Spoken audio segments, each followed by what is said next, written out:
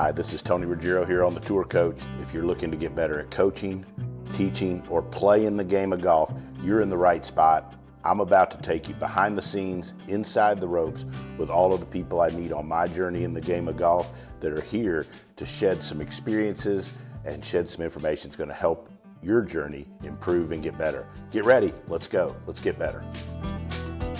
This is a golf coach development Zoom, the first one of the new year. And also going to be on the Tour Coach podcast. And we thought JP and I came up with this idea. I don't even think there was wine involved when we came up with this idea. But sadly, there wasn't. No, I know. Anyways, we're going to kind of go through. Each of us supplied each other a student. Going to kind of go through our thoughts. I thought that would be kind of cool for everybody to see. I told JP when we talked off before this on the phone about how I enjoy doing this because I like to see where another really good teacher that I respect goes. And JP, you wanted to share. I thought you had some really interesting thoughts as well in this world where so many people send videos and there's so much coaching online. There's words of caution out there and some things that I thought it was really good insight. I think it's it changes from person to person. My gut would tell me that it's about 30% effective. Maybe that would be the top end of the window of effectiveness for just looking at a video or even looking at a face on a down the line the way we're going to look at it tonight. We don't have a history like the student that you're going to look at from me and I'm going to look at. Like we're both aware that these people are advanced players, but we don't really know much about their history. We haven't seen a physical screen. We haven't seen any 3D. We don't really know where their game is at the moment. We don't know what shot they're trying to hit. We don't know what the strike was like. We can surmise maybe it was a decent shot from the video, but we don't know what the golf ball did in the air. So I think it's one of those, Tony, where it's kind of educated guesswork. And when you look at the work that people do on tour and on what we're trying to do with players at the highest level, and what all coaches should be trying to do with their players is to limit the guesswork as best they can. And I think it's going to serve a purpose for us to kind of compare some notes and maybe prompt some questions from some of the teachers about some of the things that we see and how we kind of see things. But from my perspective, looking at the fine player that you've shared with me, I'm just going to look at some efficiencies and some things that I think that might be helpful in him becoming more efficient and effective. And again, those are best guesses. So feel free, anyone who's watching and listening, to poke holes in it, because we really don't know. We're just using our experience and our training and some good guesswork to get through this. And another thing I want to point out too, that I think this is healthy.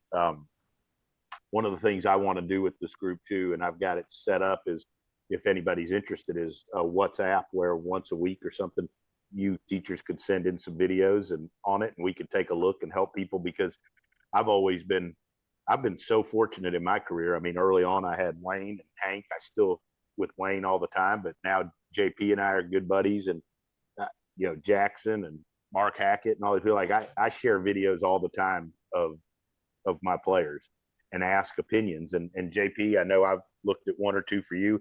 I think that's a healthy thing. Doesn't mean you have to use everything everybody says, but I think it's okay, and it's not a sign of weakness to show a video to somebody or ask for help. Or what do you think about it? I totally agree. I think collaboration is very, very healthy if people know kind of where the boundaries are. I'm very fortunate at Sea Island to have a bunch of guys, Chan Reeves and David Errington. We talk about and look at golf swings all the time.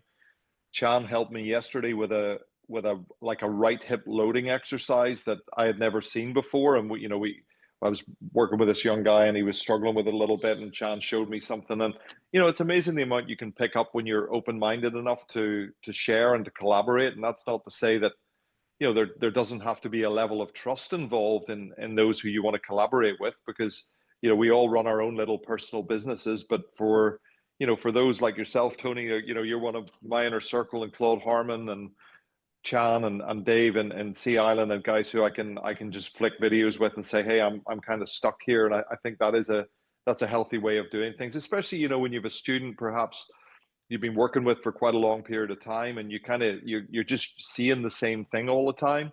So having a fresh pair of eyes, that's something I try and do in my own coaching. Sometimes I look at someone who I've been working with for a little bit and say, like, I'm going to look at this now with a completely fresh pair of eyes. I'm going to try and disregard all the stuff that I've accumulated, and try and look at it as if I'm seeing it for the first time.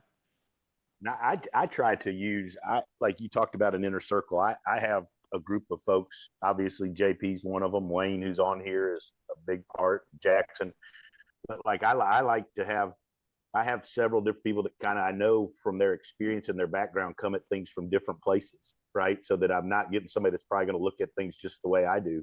JP, that's why you've been such a big help. And obviously, you know, I'll use Colby a lot because he comes at it from the physical aspect, and he may point out something with their body or whatever, and different folks. I think that as you develop and as you teach and you move along, I mean, I think developing that inner circle is a key element to it, and surrounding yourself with people, like you said, there's got to be some trust there too. I mean, there's people 100%. show videos too, because I know the damn thing would be on fucking Instagram in 12 minutes, and they'd be saying that they're teaching them. So you got to be careful. Yeah.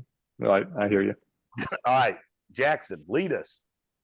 You're too tall. So Tony, I'm gonna go through this, and Jackson, you can probably try and run it for me as we go through. Mm-hmm. You know, clearly from the perspective of just looking where we at, balanced, strong looking individual. Really great athlete. Great athlete. When I look at the arm placement there, I would be a little bit suspicious about the fact that the forearms are very close together. So when the forearms get close together, I kind of start thinking to myself, well, if from face on, if the forearms are close together, we begin to suspect maybe some shoulder protraction, if you like. But I like the shaft lean. I like the setup position. I like how well balanced he is. And Jackson, you can go ahead and run it to around about like 3/4 of the way up, if you like. I think there was a wee drill in there that Tony did. I forgot and included that. That was so I'm kind of happy with where he's at here. And one of the things from a sequencing perspective, I will often look at when the upper body stops turning, does the golf club stop swinging at the same time? So Jackson, you can continue up to just about when he finishes his turn, which I guess is about there. And you can see that there's a lot of like continuous golf swing, if you like. So Jackson, take it back down a couple of frames there.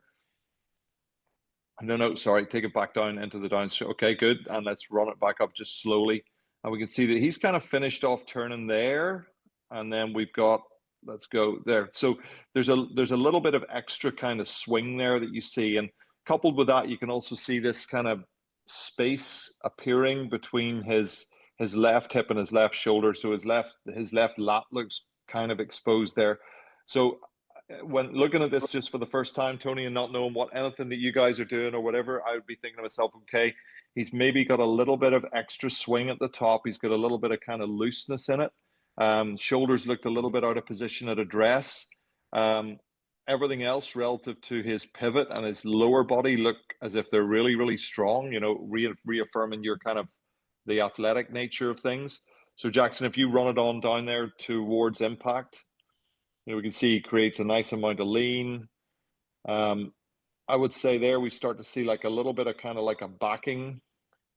So I would think that extra little bit of swing that he's had in the upswing is creating a desire or a necessity for him to kind of have to back out of it just a little bit. And then if we take him on through the impact area, and it was kind of beautiful structure through there. And Tony, obviously with what we kind of saw, you were trying to get him to continue on and to kind of cover the golf ball a little bit better. So I would wonder a little bit whether that was caused by that extra little bit of backswing for whatever reason. We'll come to that. Maybe if Jackson, you want to fire up the down the line camera angle, we can take him into setup position. So JP, do you mind if I comment for a second, or is that no? 100%. I love it because, and one of the reasons I did this in particular was a very selfish reason for me, is because when I've been over there the one time and piddled around with gears with you, and you talked. I know you've done way more stuff with me on shoulder stuff. And this is a really good player, and I've piddled around with. I know we've both done some stuff with form, with his posture and his shoulder, and I've done some stuff I know with Colby in there with his shoulder. So there was, in particular, that's what you just mentioned is something I've been really working on, and this is a video from last summer. So we've done more work. I purposely picked an older video to see where you go with Brilliant. it, but I love that. I love what you just said, but I'm curious your thoughts here about what you think about the posture from down the line. I might as well learn something while I'm doing this. Well, down the line, I think that right shoulder looks fairly well protracted at this stage here, and his right arm doesn't look as if it has a lot of hang to it. His right elbow doesn't look as if it has much of that nice little nook that we kind of see with a lot of the best players. So again, I'm kind of thinking to myself, he's extended or protracted that right shoulder forward. So Jackson, you can move him on into the early stages of his backswing, which from memory is really quite nicely organized. And then from here, as that right shoulder kind of retracts back across his body, you can see the shaft really starting to stand up a little bit. Yes. And anytime there's any retraction, which, for anyone who doesn't get that, it's like that's when the shoulder's moving backwards. It's like pulling your arm back across your body, or like pulling your elbow back behind your rib cage. Then we can see there's like a lack of rotation in the whole thing. So we can see then the club face kind of looks a little bit too closed relative to how steep it is. Yep. His right elbow kind of gets behind his body a little bit. And if you work it to the top, Jackson, you'll actually see a little bit of like right shoulder, like late elevation in it. And he's such a good player as he fires that back down into position. We'll see a big rerouting of the golf club as he changes direction. So bring that back up, Jax, for me one more time. So just look at how much the head of the golf club moves horizontally from right to left across the screen in his transition. And that, that's a little bit like that run-on type of extra swing that he's got. And when it's, it's extra swing and then it's moving around behind him, that could potentially cause him to have to stall his body out on the way through the golf shot. And one more time up to the very top of the backswing, something I remember learning from Michael Bannon, Rory's coach over the years. He always said to me, until the golf club gets to parallel, it has no business being parallel to the target. So until the golf club gets to parallel relative to the amount it's swung, it's got no business being parallel to the target. So from memory, his top of the backswing from face on was just a couple of clicks short of parallel. So that golf club at that point, in my opinion, I would construe that as really being quite well across the line. So from a perspective of just like what's that going to cause? Across the line is going to cause blocks and hooks. And for the reasons being that he's moved his shoulders that way as he transitions. You can go ahead, Jax. As he transitions, that club really kind of rerouting, falling down behind him a little bit. He's also dealing with a little bit of extra swing, so he's having to stall his body out to get his arms going, and he does a really good job of kind of catching that all up. You can see the club head's a little behind him there. He tries to put some squeeze on it, but I think he's probably going to still be in a situation where he's going to lose it to the right and turn it over a bit too much. But a really class player that I think would benefit from really good posture at the start and some understanding as to how that right shoulder would work, certainly at this juncture, Tony. And if anybody wants to, Jackson helped me with him recently on my Instagram. I think last week I did some stuff, and I think JP, I'll send you some of the pictures and the videos because it's cleaned up some. But I really appreciate you taking a look at that because that's good. And again, everybody I think has strengths and weaknesses, and like the understanding that you've done way more with the shoulder stuff. I've done more, I think, with chest and rib cage and some other people. Like to me, it's been interesting picking your brain on this and seeing how we can help the guy. Mm-hmm. No, and it's again a really cool project for you there. Somebody who's a good athlete. He can get won the Big 12. He's won the Big 12. He's gotten Canadian status. He lost in a playoff to Monday qualify on the Corn Ferry Tour a couple of weeks ago. So he's got the crazy. and JP, this is something I'd like to pick your brain on. And like, he's got the crazy ability to shoot real low, right? Which is something that like it's hard to teach. Yep. And when he gets going really good. But his bat isn't good enough to do what he's doing. And I feel like the bat is tied to what you talked about at the top. Yeah. You can't time that. But I think one of the challenges of the coach is like figuring out the time with all these young guys in their schedule that you can make changes like that. You know, it is a challenge. I think that, you know, a guy like this, if his worst score is 70 through 2025, he's probably going to be really, really effective no matter where he goes. Because right to your point, so there's no time like the present. You know, I think you've got to get in there and you've got to work at this and you've got to get it done as quickly as possible, because there's ever more. The number of PGA Tour cards is decreasing. The number of incredibly good players is increasing. So I think we owe it to these guys to tell them what's wrong and go ahead and try and fix it, because, you know, somebody like that there, you can see that lad there maybe even leading the US Open, and then the golf club getting way out of position at the top, and he's under pressure, and then he hits a couple of poor shots, and then you don't hear from him again that Sunday. But, you know, I think with your guidance and, you know, making sure you get that, I think I think I've already seen a swing or two, I think on your Instagram, making sure you get that right shoulder into position. I love the cross-handed backswings for a player like that, because it kind of settles the right shoulder at the start. And then if we could get the club more lined up, maybe his good is still really good and his bad is much, much better, which that means that you and I are both doing our jobs. Obviously, another really good player that's had a lot of success. He's worked with, if I'm not mistaken, JP is first player, one of the first ones you've worked with when you moved over here to the state. Yeah, I had lunch with him on my first day of work at Sea Island. He was a sophomore at Wisconsin. He was a Badger.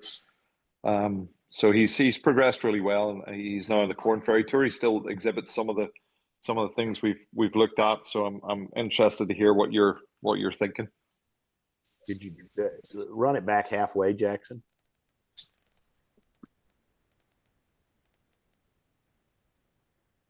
Well, stay right there. So first, go back to the start. I'm sorry.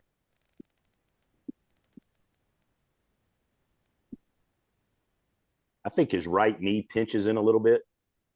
You know, and then if you watch the next move, these are just my thoughts. Obviously, you guys I know have had a lot of success, but his right knee pushes in a little bit. I see that, and that kind of makes it a little harder to load into his right side, I think, because it makes it harder for your right hip to turn. And then you know, have it again, and this kind of goes to what you kind of started with, like, I don't know what shape the guy's trying to hit. I don't know how he hit this. I don't, anything about it or any physical stuff. But now keep it running a little to the top. Feel like right in there, he kind of shifts a little. And if I was on if you were on a swing cat or something, I almost feel like he'd get a little to the outside of his right foot, possibly. Yeah, agreed. Right. And then bring it down.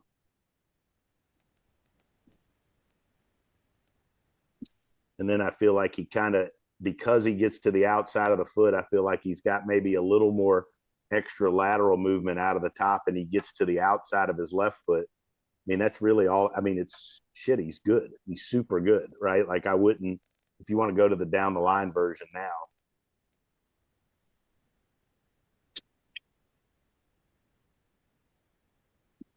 Maybe zoom in on it a hair. Stay right there. I also think his ass is tucked up under him a little bit. I might get a little more hip hinge and then get his right knee out a little bit, which I think make it help it easier for him to load into his right hip.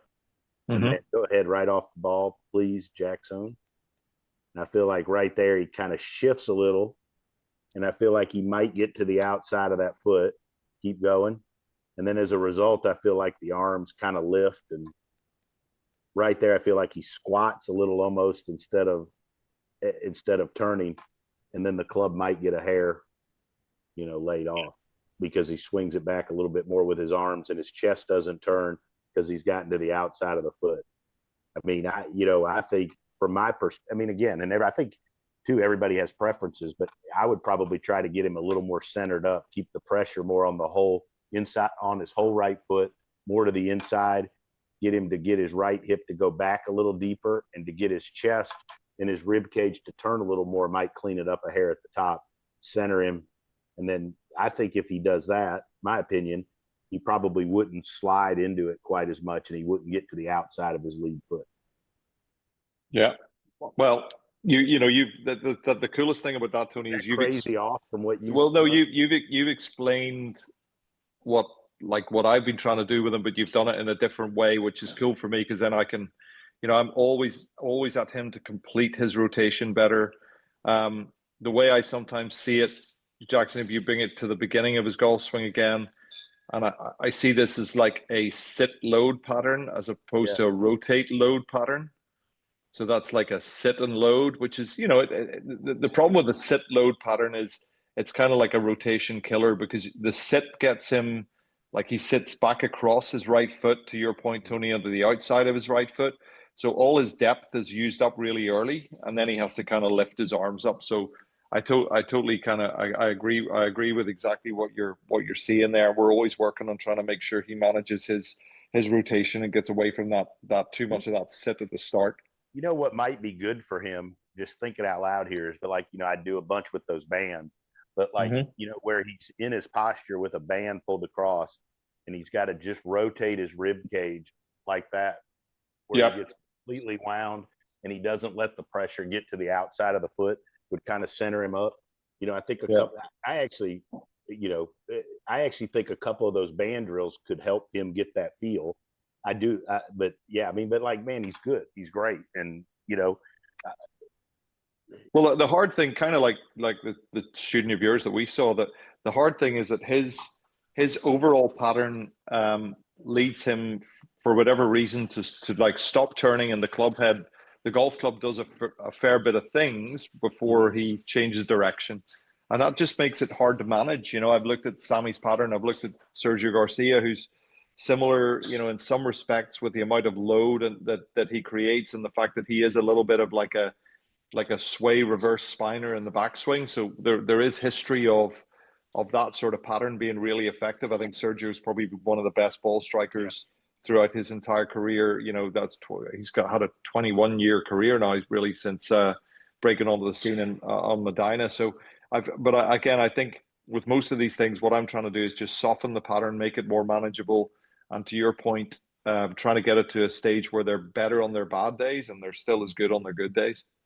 Yeah, agree. That's awesome. Great work, dude.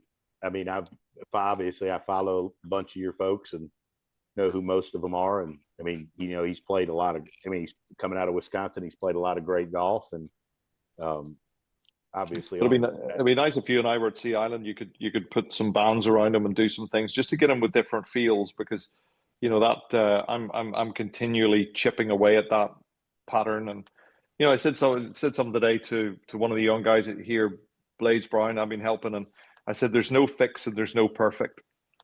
And he kind of liked that, because sometimes I think we give them the feeling that we're going to fix them, which there is really no fix, and there's certainly no perfect swing. Right. No, I agree. That's awesome. I think that was good. Hopefully everybody liked that. I know that was probably too quick. Jackson, do we have any questions or anything? Anybody? I think this is a pretty cool thing to do, JP. I mean, this is, and again, this is kind of what we do, though. Like, I'll send you a video. I'm lost here, or this guy can't. I mean, I've sent you one before. Like, I can't get this guy to quit doing this. You got any thoughts? Or what do you see? And last summer I sent you a couple of a really good player of mine, and you came at it from a different point of view, and it helped. And I mean, I think it's normal and it's healthy, and again, it's how you learn as well. Well, I think as well, when you think of the medical profession, and I know we're not, curing diseases here, but those guys would collaborate a little bit, and they would say, what are you seeing with this, and what are you seeing with that, and ultimately that means that you've got the patient, or the player in our case's best interests at heart. I think that's very important, that we do have the player's best interests at heart. So we're trying to make sure that we do our very best to help arm them with whatever information they need to have to be able to become better players. Yeah, absolutely. It's interesting too how people. It's always interesting to me how people see some of the same things but differently, if you know what I Mm-hmm. mean. Like we see the Yep. club, and like, and it's interesting how I also, because I've sent you plenty of videos, I kind of have an idea where you go with things, Mm-hmm. right? You know, Yep. and so that helps guide me with what like the person that I might send you, because I might have a suspicion that this is in that realm. Yep. And I'm sure with you the same. Like you probably have an idea of where I go with things, and but I think that's good. Like different people coming at different, from different angles is helpful. 100%. Jackson, you got any questions? No questions, but Anything from you, Jackson? I mean, Jackson. I mean, hey, were you embarrassed by our analysis? Or why don't you jump in there and tell us how we should fix them? no, I love it. Do you want to talk about the one question I did have that was sent in from the gentleman who I think is preparing to transition away from his current club to a different club and wanted to know how to leave on a professional manner? JP, you better handle this, because I've not done very good with this. I'm banned from the 2 places I left.